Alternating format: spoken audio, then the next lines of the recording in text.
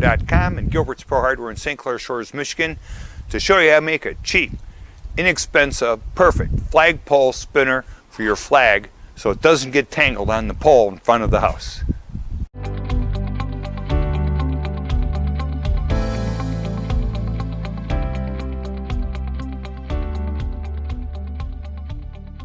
Flag, a sock or a tube type flag that was on the pole, and every 5 minutes it would get wound up in a knot. Not very patriotic display.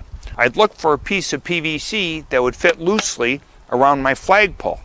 Turns out that they had thin wall 1-inch PVC. The flag fit over the PVC just fine, so I took and made a small hole in the emblem of the flag and took a green twist tie. You see it inside the pole there.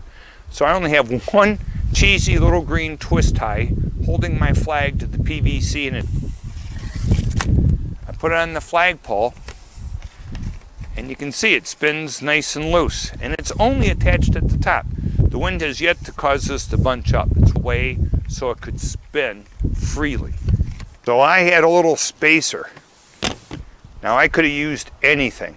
I was going to use a nut, like a 1/4-20 nut, something that I could stick a screw through, and I could screw it into the pole.